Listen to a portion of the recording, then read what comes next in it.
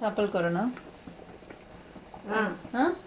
చేపల కూర ఎంతసేపులో కట్టేయాలని అడిగావు? ఎంతసేపులో కట్టేయాలమ్మా అని అడిగారు. ఎంతసేపులో కట్టేయాలి? ఉడికిన తర్వాత కట్టాలా, ఉడకకుండా కట్టాలా? ఉడికిన తర్వాత ఎంతసేపు ఎందుకు ఉంచాలి? ఎంతసేపు ఉంచాలో నాకు తెలియక అడిగా. ఏం తెలియదు.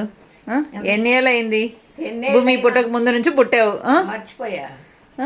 చేపల కూర ఎన్ని ఏళ్ళ తర్వాత కట్టాలి, ఎంతసేపు కట్టాలి నన్ను వచ్చి అడుగుతావేంటి? ఉడికిన తర్వాత కట్టాలి. ఎంతసేపు ఉడుకుతుందంటే నాకు ఎలా తెలుస్తుంది అమ్మాయి క్వశ్చన్కి ఆన్సర్? నేను ఎప్పుడో మర్చిపోయా అన్నం కూరలో ఉండటం. మరి ఏం తింటున్నావు? మరి మీరు వండితేనే. అంతేగాని వండటం మానేస్తున్నావు? ఎప్పుడో మానేసి మీ దగ్గరికి వచ్చాకే నేను కూరలు అన్నం వండుతాం మానేసి. మీరు వండితే తింటా, లేకపోతే లేదు. మరి నేను వండితే నువ్వు తింటావు, నేను వండపోతే నేను ఎక్కడి నుంచి తింటాను?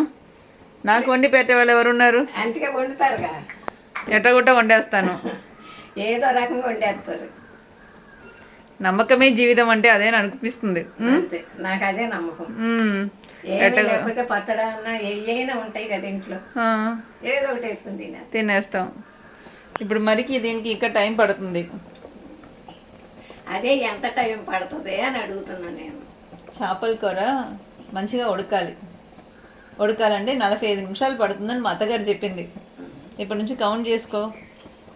చిక్కపడాలి, నూనె తేలాలి, నూనెంతా పక్కకు మన వేసిన నూనెంతా పక్కకు రావాలి, గుజ్జు చిక్కపడాలి, ముక్కలు విడిపోకుండా ఉండటానికి మధ్యలో అటు ఇటు తిప్పాలి, చివరిగా గరం మసాలా చల్లి కొత్తిమీర పచ్చిమిరపకాయ వేయాలి.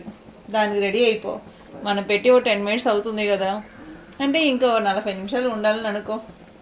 దీని లోపల నీ పెద్ద మనవరాలు వచ్చేసరికి అది సెట్ అవుతుంది. ఓకేనా?